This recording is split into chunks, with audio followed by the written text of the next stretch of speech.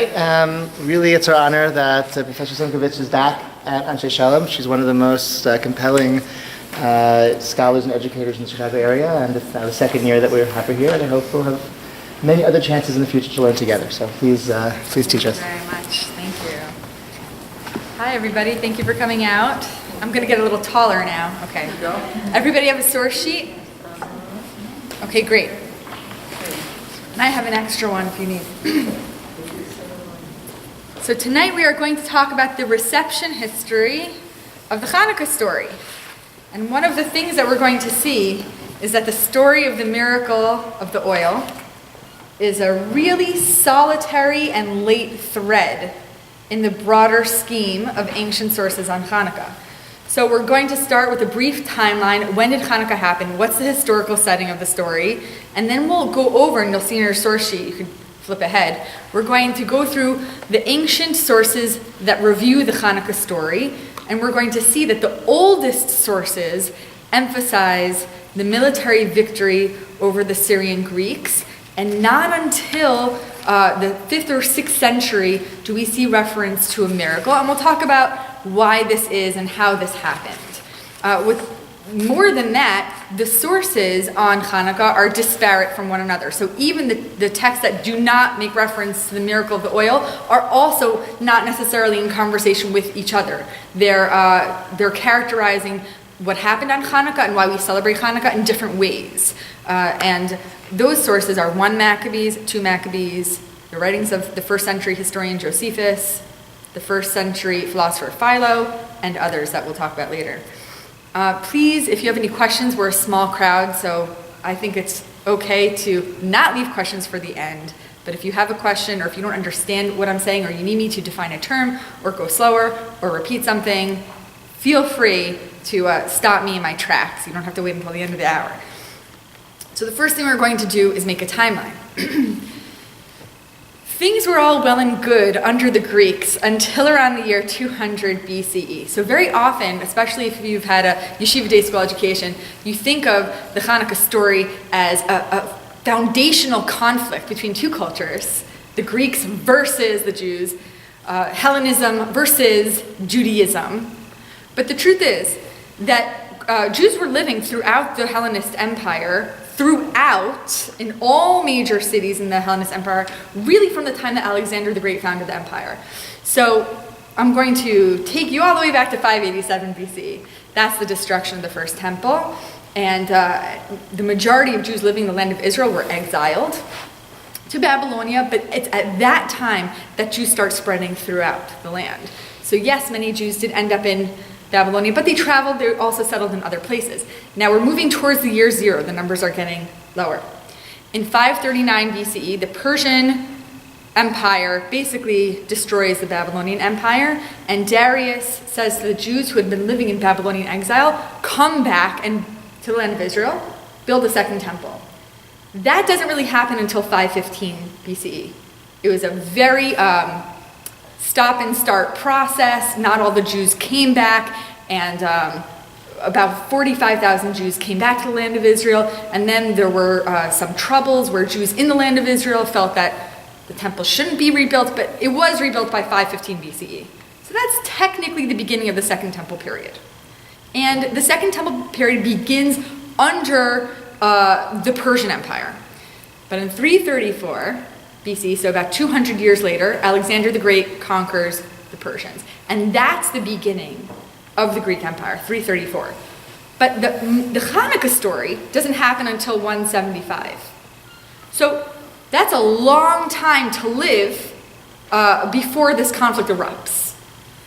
That means that Jews throughout the Hellenist Empire were living probably under a relatively high degree of peaceful relations with the Greek Empire. So how did this happen? How did this great Judaism versus Hellenism conflict arise out of this seemingly peaceful context? Well, after Alexander the Great died, his empire was divided into 3 parts. The Ptolemies in Egypt, the Seleucids in Asia, and the Antiochids in the north, in Turkey and Syria. And the land of Israel was right in the middle of this. Prime real estate And the land of Israel was extremely desirable to all of these three empires, the Seleucids and the Antiochids and the Ptolemies. Why? Why is the land of Israel so desirable? Yes? Wasn't there a fourth? And Anatolia? Macedonia, wasn't there a fourth? That was a very small kingdom, and it was in the beginning. I think it was absorbed into the Antiochid kingdom, but it was a separate entity for at least the beginning of the 3rd century BC. Okay. Is that a baby? That's amazing. I'm very impressed. All right.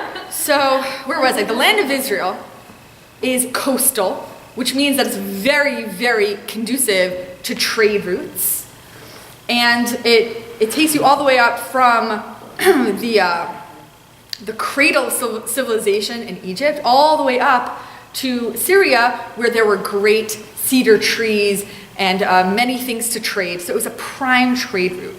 Now, it was under the Ptolemaic Empire until the year 200, and things were fine under the Ptolemies.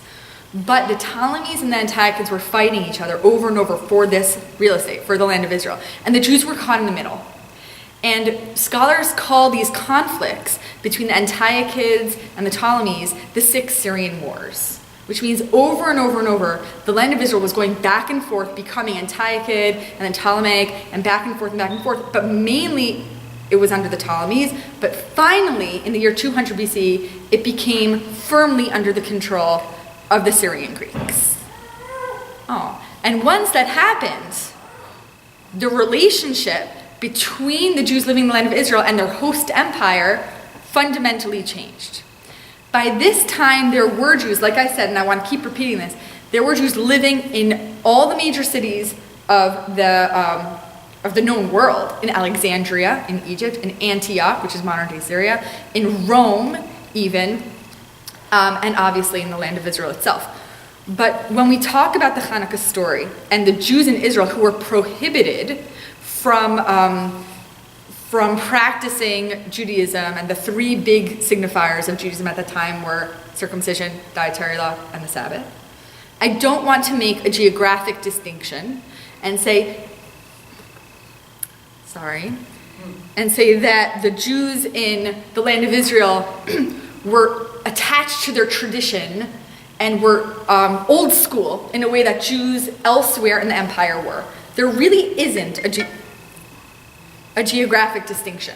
In other words, there were Jews observing circumcision and dietary law and Sabbath in Alexandria, in Rome, in Antioch, and there were Jews who weren't connected to these traditional laws in Jerusalem itself. And the reason that I'm saying this is because we see from the books of 1 Maccabees and 2 Maccabees that in Jerusalem itself, there's a major intra-Jewish conflict happening at the beginning of the 2nd century BCE.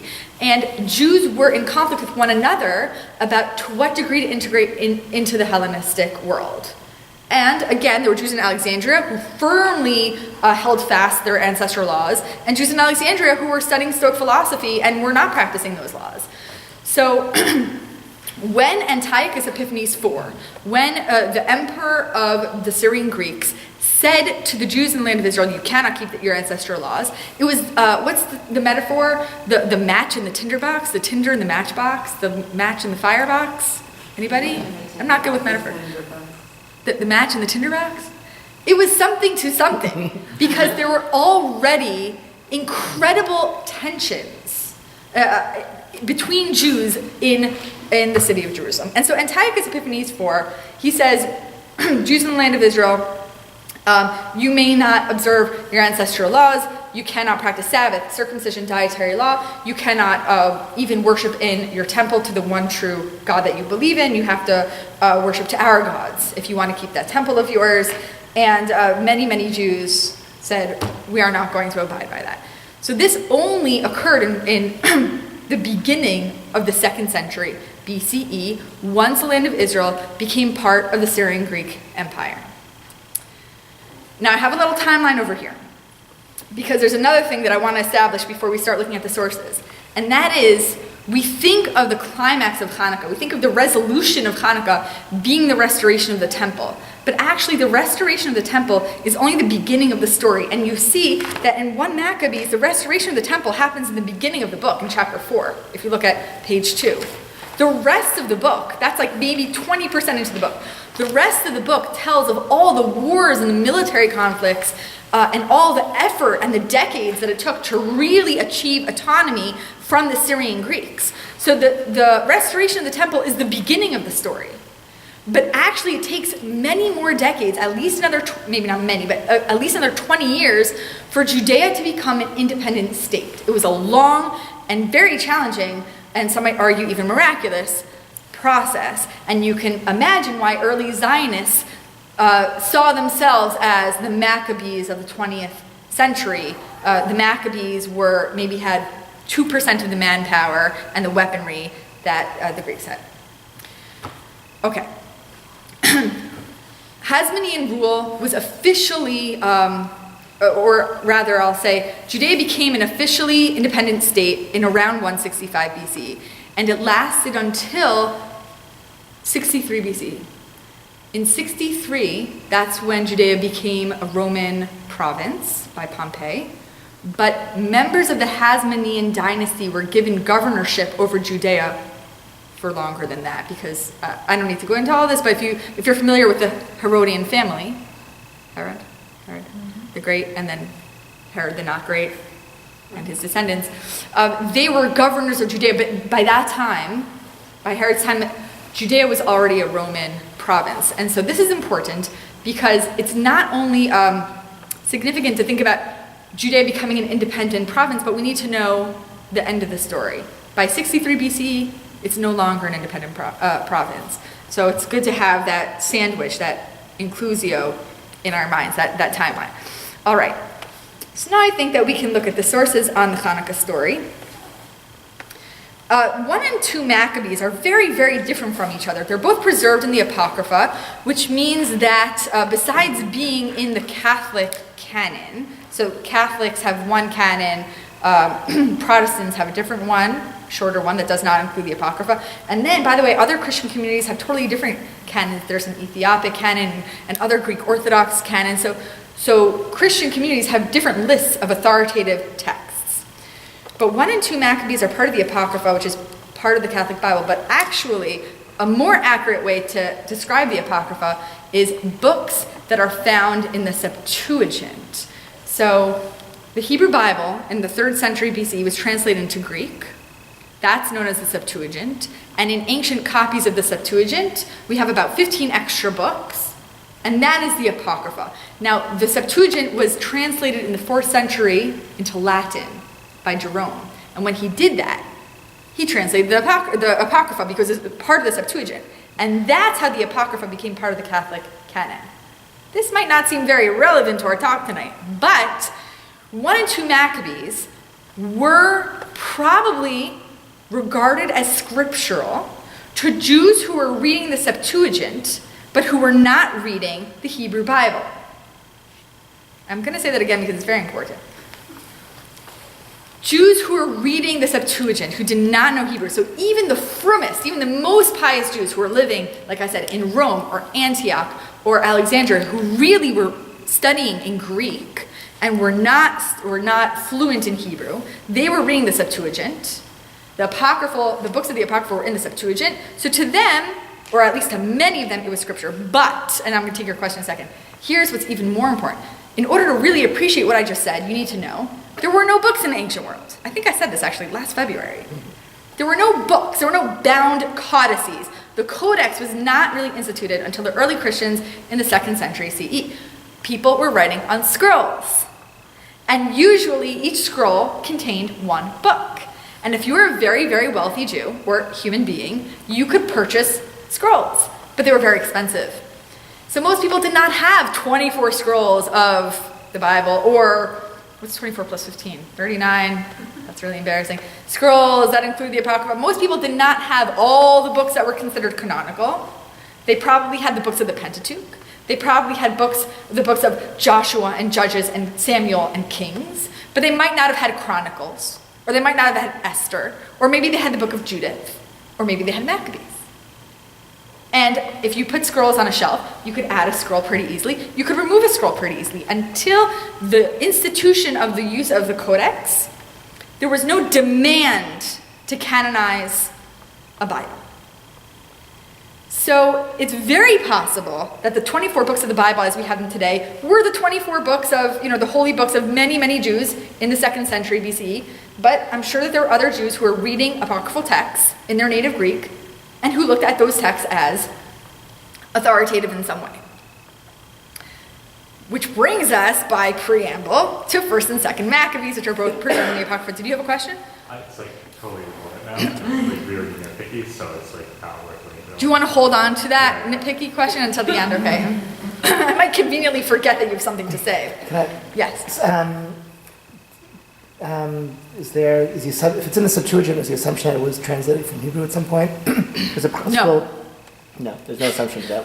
Not every book. So scholars think that 1 Maccabees was originally written in Hebrew, and the way that they see that is that there are Semiticisms, that there are awkward phrases in the Greek that actually would be very elegant in the Hebrew. So expert philologists have looked at 1 Maccabees in the Greek. We don't have a Hebrew original. And they'll say, this actually does have Semiticisms. It has turns of phrase that indicate that it was originally written in Hebrew. There's no way that 2 Maccabees was written originally in Hebrew. It wasn't.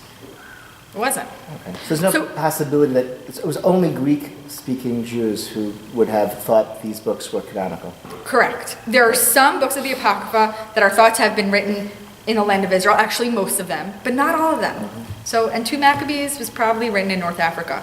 Yes? Is there were 3 and 4 Maccabees? Yes. Yes. They're not part of the Apocrypha.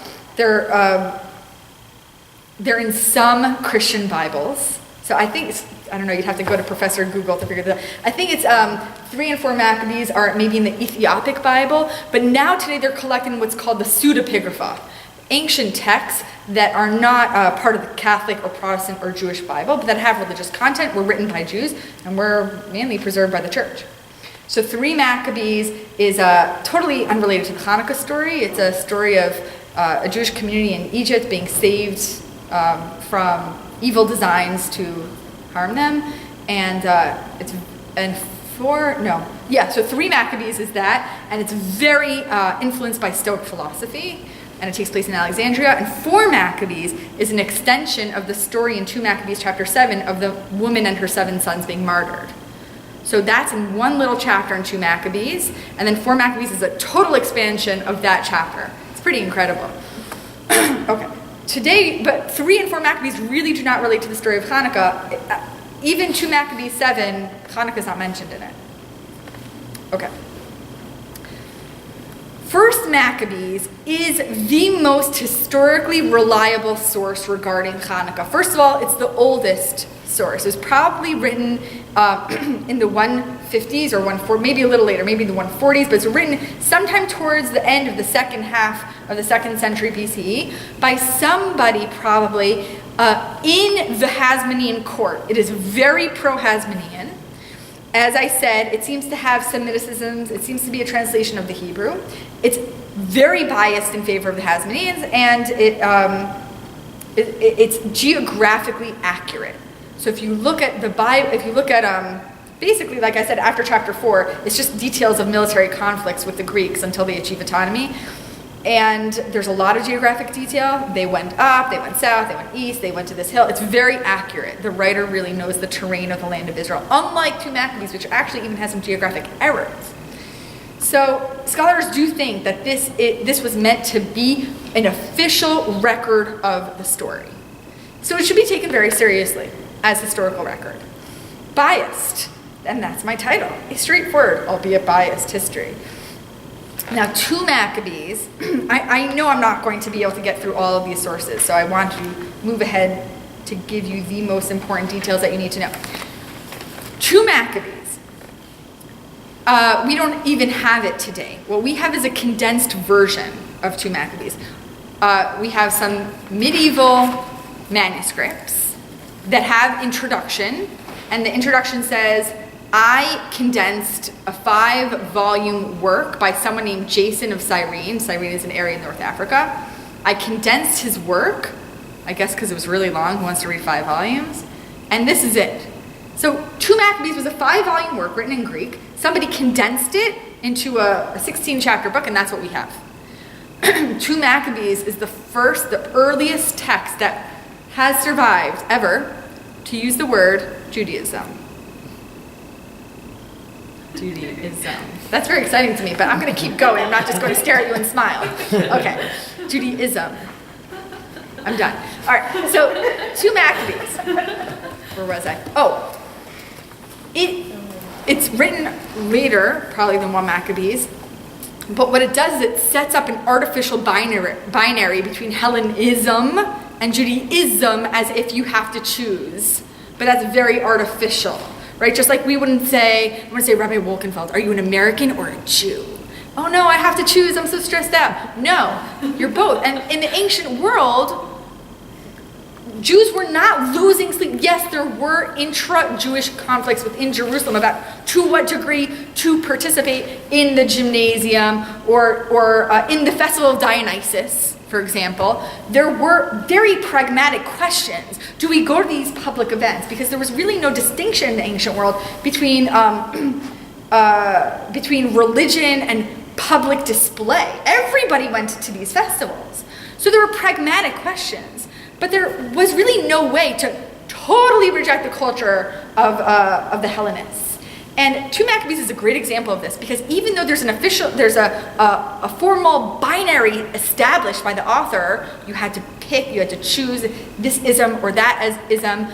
The author obviously sides with our ism, Judaism, but ironically, the Greek is so good in 2 Maccabees. It is so far superior to whoever translated the Greek from Hebrew to Greek in 1 Maccabees. The turn of phrase, the poetry, the soliloquy, clearly this was written by someone who is highly, highly educated in the Greek world, and spat in the face of the Greeks, no. And definitely someone who is very, very, very integrated intellectually, or had been at one point in his life.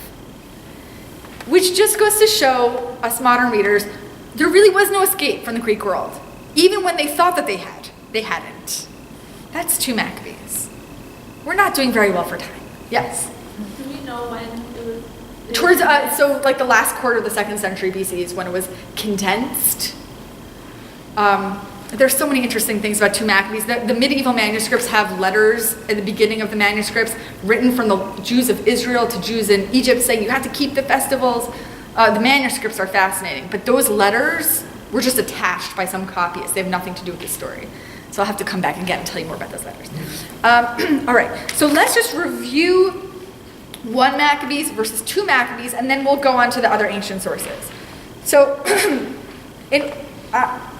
I'm not even going to read all the underlined here. But 1 Maccabees sets up the problem from the very beginning. And the problem is twofold, like I said. One is that Antiochus Epiphanes IV is insisting that all Jews properly integrate into the Hellenistic Empire. And 2 is that the Jews have already, even before that, been in conflict with one another regarding how to navigate this tension. So the king wrote to his whole kingdom, I'm in source 1, that all should be one people. I wrote my dissertation on this idea, by the way, that in the Greek world, that all this value that all people should live as one, this universalist idea. All the Gentiles accepted the command of the king. Many, even from Israel, gladly adopted his religion. They sacrificed to idols. They profaned the Sabbath. The king sent letters by messengers to Jerusalem and the towns of Judah. He directed them to follow customs strange to the land, to forbid burnt offerings and sacrifices and drink offerings in the sanctuary, to profane Sabbaths and festivals. I can't emphasize enough how important festivals were to the Greek world. They were year-round, and these festivals were a huge pantheon of gods. And Jews who said, we are not going to attend these public festivals, that was basically the same thing as saying we are not going to act in a patriotic way. We are not going to be full members of the Greek world. Okay, and then he also prohibits circumcision. So look at the end of the paragraph. Many of the people, everyone who forsook the law, joined them. So now the author is being very critical of the Jews. They did evil in the land. They drove Israel into hiding in every place of refuge they had. And now I'm going to go into Chapter 2, Mattathias, the father of the Hasmonean dynasty, the father of the 5 Hasmonean sons, on his deathbed, tells his sons to carry the mantle and resist this program of forced Hellenization. And Mattathias says to his sons, let everyone who is zealous for the law and supports the covenant come out with me. What is Mattathias quoting? This is very important. What biblical story is he quoting? Whoever's... Yes? Moshe. Right? In Exodus 32, the story of the golden calf. Moshe says, Mila Hashem Eli, whoever is for God, come with me. Now, children in many yeshiva day schools learn that it is the Maccabees who said that and invented that line, but it's Moshe. Now, the writer here knows his scripture, and he's consciously affiliating the Hasmonean family with Moshe, but not only Moshe. Who answers Moshe's call in Exodus 32? The Levites, right? The Levites who were the true administrators of the temple. What's the message here? The Hasmoneans have every right to administer to the temple, and this became a real issue at the end of the 2nd century BCE when the Hasmoneans claimed the right of priestly leadership. So there's a lot of polemics going on here. Okay, so Mattathias, this Moses figure, is saying to his Levite-like sons, you have to stand up for your ancestral traditions and fight against the Syrian Greeks. And then we have a very interesting, turn to page 2, we have a very interesting story in which the Greeks attacked the Jews on Sabbath, and there were a group of Jews who would not pick up arms, and they were massacred. And so the Hasmonean, the 5 sons, now there's always one that I forget. There's Yochanan, Yonatan, Yehuda, Shimon, and... Lazar. Thank you. I was driving here tonight and I was thinking, I'm not going to remember the 5th one. Never remember him. Okay, but Judah is at the helm, although he dies actually relatively early on. The sons of Matityahu, of Mattathias, they say we are going to bear arms on the Sabbath. And this is depicted as the reason why they were able to successfully defeat the Greeks. Very, very interesting. Sabbath, even though, the first code of law, of Jewish law, the Mishnah was written in 200 CE, but the Sabbath was so foundational, we're talking 400 years before the writing down of the Mishnah, that this was like a real halachic question for them. It was already developed enough concepts. And I think actually last time I was here, I talked about how Philo in the early 1st century talks about in Eruv around Alexandria. I don't remember if I mentioned that. But there was a really well-developed body of halacha, of Jewish law regarding the Sabbath very early on. So I think that's fascinating. But they rule, they gave a psak, a ruling, we are going to bear arms on the Sabbath, and they did. In chapter 4, they cleanse the temple. They do this on the 25th of Kislev. Now look at the bottom of page 2. Not only is the miracle not mentioned, but something else is missing. I'm wondering if any of you are going to see it. And I am just amazed that you brought a baby, and I think it's incredible. It's just unbelievable. I love that. I would never, ever be able to do that. It's amazing. That's an amazing baby. Okay. Early in the morning on the 25th day of the 9th month, which is the month of Kislev, in the 148th year, they rose and offered sacrifices, the law directs. Nomos in Greek, which is actually Torah. So it's not halacha. Law really is the Torah here. Nomos is a translation of the Torah. On the new altar of burnt offering that they had built. So actually, I think it's actually 2 Maccabees that says it explicitly, that they were not able to observe the holiday of Sukkot in Tishrei. So when they were able to dedicate the temple, which happened to be a few months later, they sort of kept Sukkot retroactively. 1 Maccabees doesn't spell it out as much as 2 Maccabees does. Sukkot obviously being a biblical holiday, but they weren't able to keep it, so it was kept in December. Okay. At the very season, on the very day that the Gentiles had profaned it, so apparently the temple was invaded on the 25th of Kislev, and on that very day it was restored. It was dedicated with songs and harps and lutes and cymbals. So what is not here? And then they all fall on their faces, they worship, they bless heaven, they celebrated. That's interesting. There are no priests, but there's also no menorah. So not only is there no miracle, it's interesting, by the way, I want to think about what you just said, but not only is there no miracle of oil lasting for 8 days, there's no, and they dedicated the temple by this ceremonial lighting of the menorah. Okay, put that on the back burner. 2 Maccabees, so different and so fantastic. See my article on academia.edu comparing 1st and 2nd Maccabees. No, but this is like a totally different, you'll see, no pressure. There's so much expansion and drama and dramatic effect here. Look at this. There was no little distress, page 3, throughout the city. The priests prostrated themselves before the altar in their priestly vestments and called towards heaven among him who had given the law about deposits that he should keep them safe for those who had deposited them. To see the appearance of the high priest was to be wounded at heart. For his face and the change in his color disclosed the anguish of his soul. You would never see this sentence in 1st Maccabees. 1st Maccabees is a formal historian. This happened and then that. 2 Maccabees, this is like beautiful Greek drama over here. Terror and bodily trembling had come over the man, which plainly showed to those who looked at him the pain lodged in his heart. People hurried out of their houses in crowds to make a general supplication because the holy place was about to be brought into dishonor. Time stops in the scene, and when time slows in ancient literature, you're building up for dramatic effect.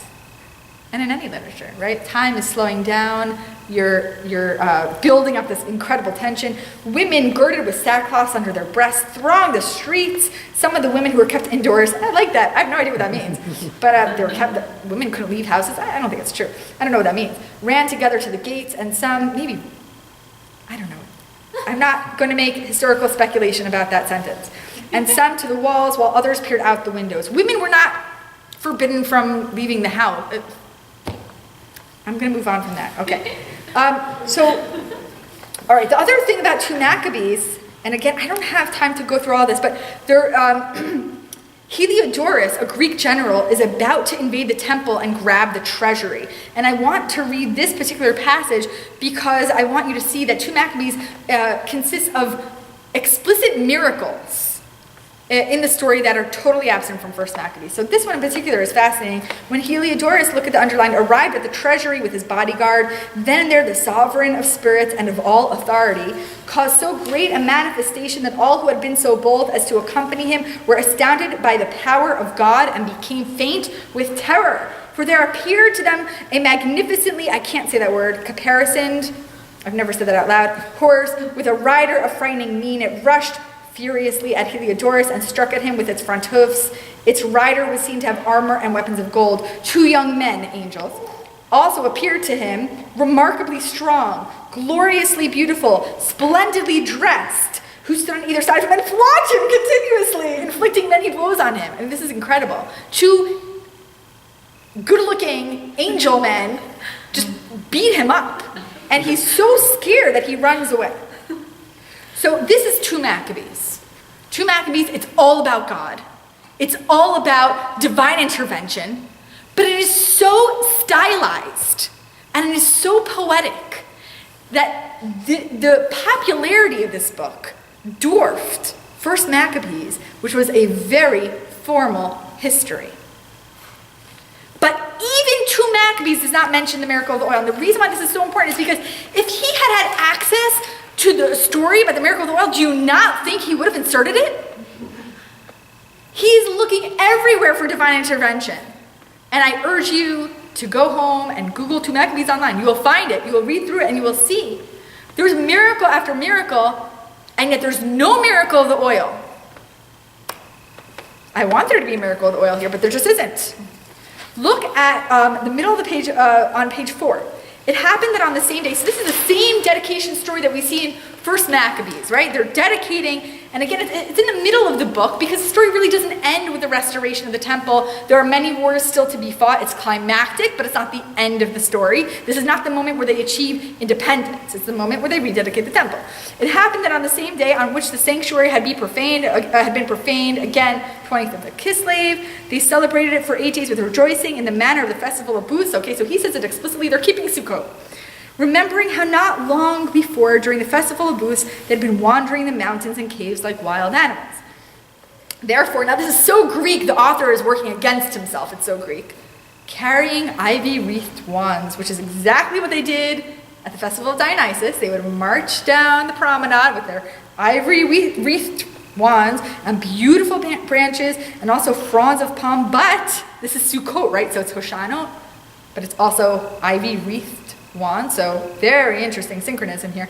They offered hymns of thanksgiving to him who had given success to the purifying of his own holy place. They decreed by public edict, ratified by vote, that the whole nation of the Jews should observe these days every year. No miracle of oil.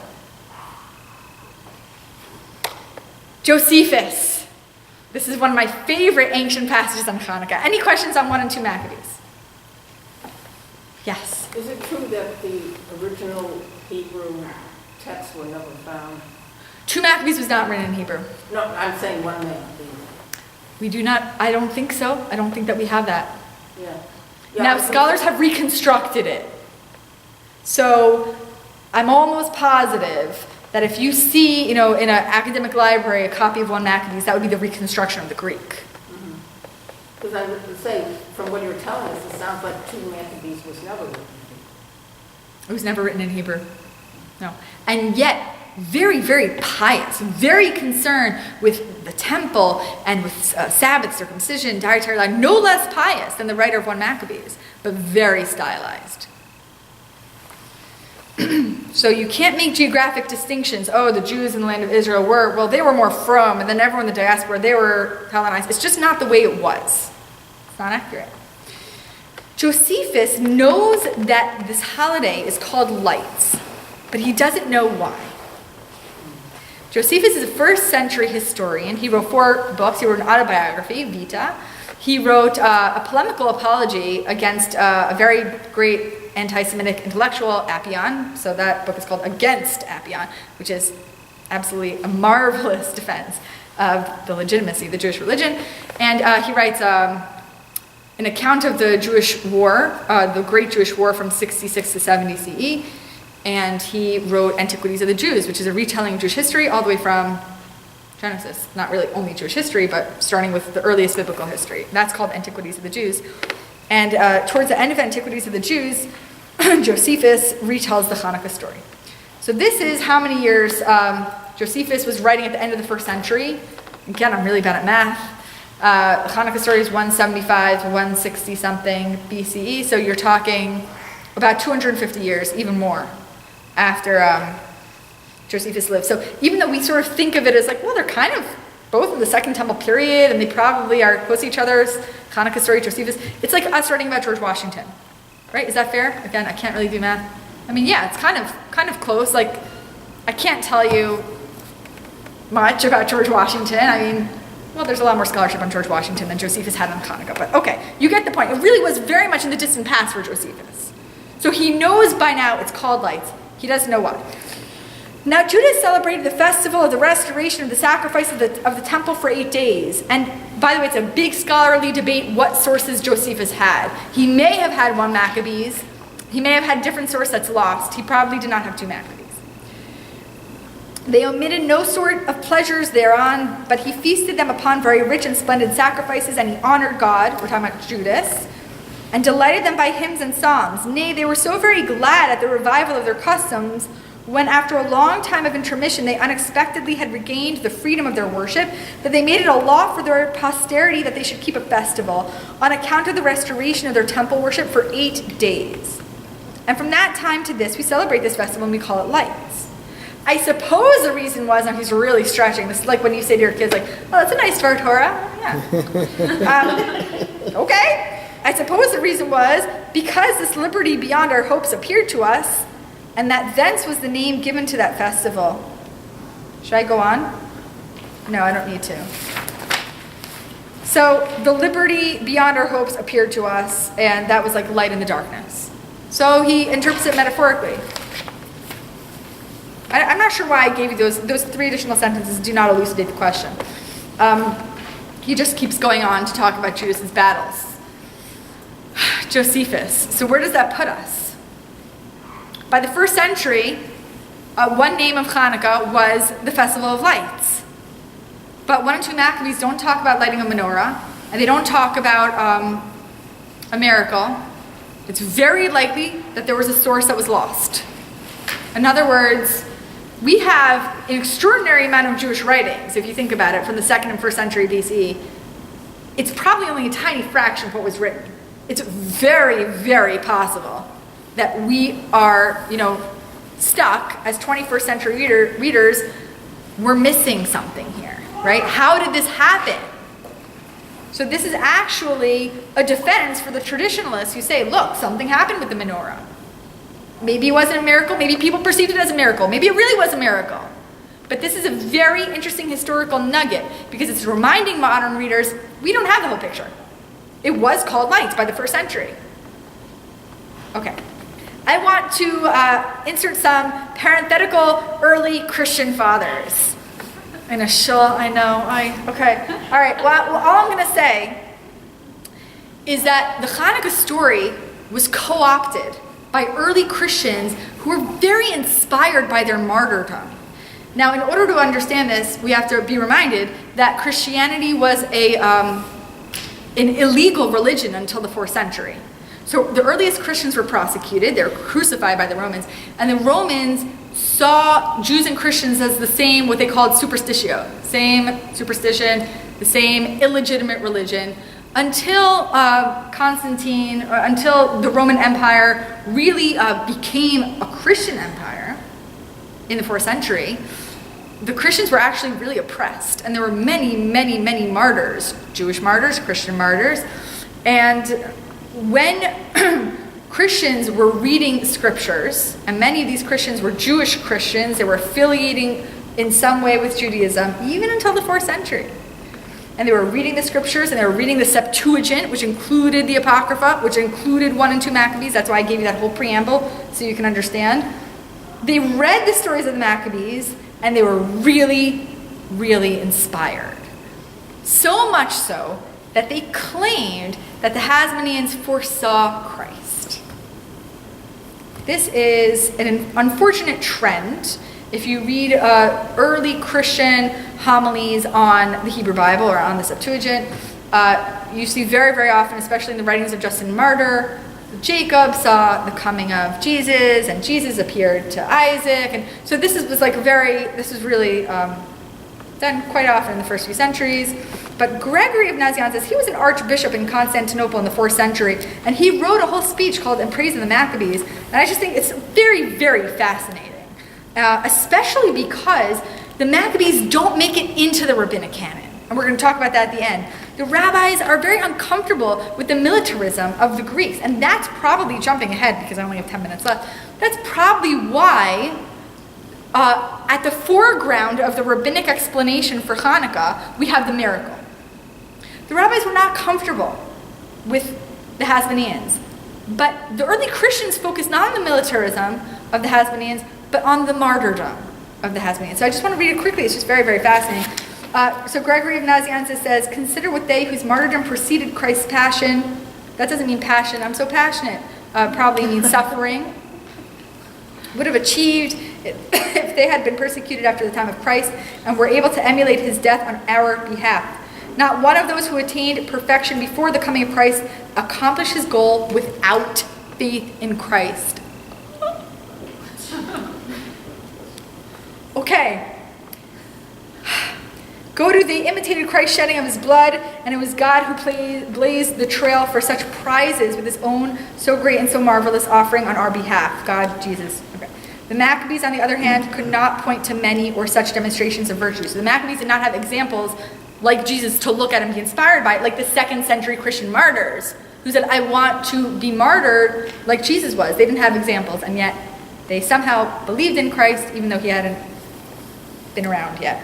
John Chrysostom does the same thing. By the way, I don't have to read this, but I do encourage you to read John Chrysostom's little paragraph at the bottom.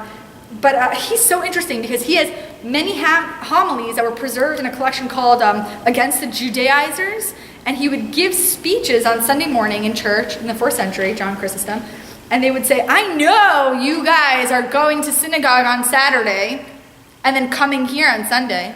I know some of you women are going to the mikvah. He would say that, and we have these speeches. And he was very, very determined that his church make a full separation from Judaism. But still in the 4th century, it hadn't happened among all Christians. Gentile Christians, meaning Gentiles who had converted to Christianity, well, they weren't enmeshed in Jewish tradition, but Jewish Christians were still Jewish Christians. And John Chrysostom was very unhappy. There's even evidence that Christians were still, some of them were still practicing circumcision. So anyway, that's John Chrysostom. And by the way, there's a church called the Ashmonite Synagogue in Antioch. Ashmonite may be etymologically related to Chashmonai. The tradition is that church was originally a synagogue, and it was a burial plot over the Hasmonean martyrs. It's a very old tradition, very, very, very old tradition. Okay, so now I do want to go to the Babylonian Talmud. What happened that the rabbis do not seem to show any awareness of the traditions in 1 and 2 Maccabees? There's really no reference to the military victory. What happened? What is the reason of Hanukkah? The Talmud asks us, probably written down in the 6th century, but it could be a much older tradition. The Talmud is very hard to date. Our rabbis taught on the 25th of Kislev commence the days of Hanukkah, which are 8 on which a lamentation for the dead and fasting are forbidden. You can't mourn on Hanukkah. For when the Greeks entered the temple, they defiled all the oils therein. And when the Hasmonean dynasty prevailed against and defeated them, they made search and found only 1 cruse of oil, which lay with the seal of the high priest. There's only 1 pure vial of oil, which contained sufficient for 1 day's lighting only, yet a miracle was wrought therein, and they lit the lamp therewith for 8 days. The following year, these days were appointed a festival. Totally unlike anything else we have. What happened here? And by the way, this emphasis, this rabbinic emphasis on the miracle, doesn't even endure, because in the liturgy of Shemona Esrei, probably written in the 9th century, we revert back to the military history. If you've read, right, if you think about what is Al Hanisim that we say in Shemona Esrei, that some of us say in the liturgy, it's really a fusion of these traditions, but there absolutely is this emphasis on military victory. So the statement in the Talmud doesn't sort of clarify, it doesn't sort of end the conversation, right? We have a later rabbinic text that does emphasize the military victory. But what's happening in the Talmud? It's relatively late, it's a solitary thread. So to understand this, and I will wrap up very, very soon, to understand this, we need to know that the rabbis really had a very big aversion to military rebellion. Because not only was there a rebellion that was catastrophic in the year 66 that ended up in the year 70 with the destruction of the temple, and I'm going to talk about this in 2 weeks, so this is a good segue, but the 1st and 2nd century comprised, even the 1st century BCE, of ongoing conflicts with the Roman Empire, starting from when Judea becomes a province in 63 BCE, really at that moment, conflicts, and not just in the land of Israel with the Roman authorities, but Jewish communities in Rome, in Alexandria, in Antioch, wherever there were Jewish communities, there were uprisings. It happened in the year 38, it happened in 48, it happened in 66, it happened in 115, and it happened in 135. All after the year 0. We'll talk about that again in 2 weeks. But 135 is the Bar Kokhba rebellion. It actually started in 132. And this was probably more catastrophic numbers-wise than the war in 66 to 70, meaning more Jews were probably killed in the Bar Kokhba, in the Roman response to the Bar Kokhba rebellion, and the Romans were responding to the Bar Kokhba rebellion throughout the empire, meaning Jews were being massacred throughout the Roman Empire. So by the time that Amoraim, by the time the rabbinic community is really emerging as a major authoritative community in the wake of the destruction of the temple, they're done. There are rabbinic threads that hope that Bar Kokhba might indeed be the Mashiach. Rabbi Akiva leaves open that possibility. But most of the rabbis reject the possibility that Bar Kokhba was Mashiach, and they're very, very uncomfortable with him. Very uncomfortable. So we have this thread that I think reflects this discomfort with militarism. And it could be, all these rebellions could have been stemming from the fact that they were looking back to the Hasmonean story and saying, well, this tiny group of Jews in 175 BCE were able to defeat all the Greeks, the Syrian Greeks. Why can't we do it now? What's different now, right? And even in the 4th century, or I think 5th, in the time of the Emperor Julian, the Jews tried again to build a 3rd temple.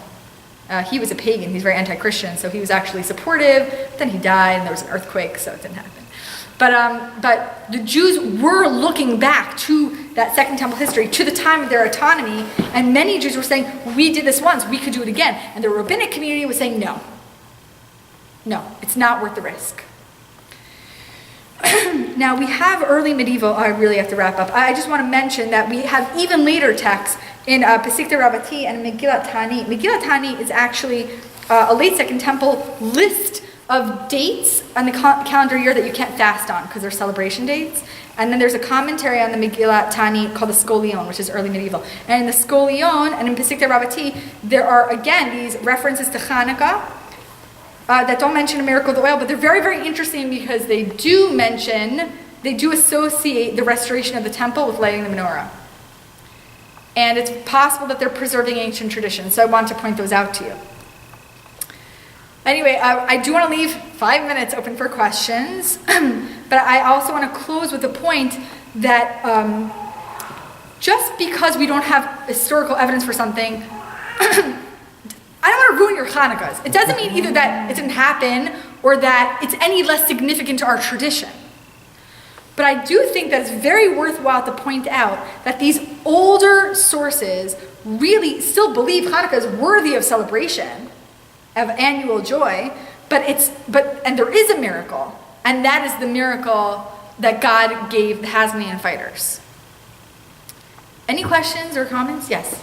Do you know when the Babylonian Talmud, when in history it was written, they wrote about Hanukkah? It was written in layers. Scholars traditionally date it to the 6th century, but now scholars are putting it later and later and later and saying, well, over the 6th and 7th and 8th century, it underwent editing by a group of people called the Stamaim. So there's the Stam, or maybe more than one Stam, but this editorial layering.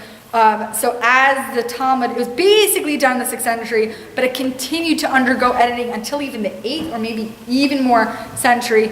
But it goes backwards as well. In other words, you could say the Babylonian Talmud is a 6th century collection, but it's preserving all these layers, all these rabbinic layers, and it's quoting 1st, 2nd, 3rd, 4th, 6th, I think I skipped 5th, but it's preserving all these layers of rabbinic generations. And those rabbinic generations are preserving Second Temple generations. So it's very hard to date rabbinic traditions. So I'll leave you with that dissatisfying answer. Any other questions, comments? I hope to see you in 2 weeks because we'll talk about rebellion. Very interesting. Anything else? Any other? Thank you very much for coming out on this cold night. Happy Hanukkah. And happy Hanukkah. Yeah. Thank you.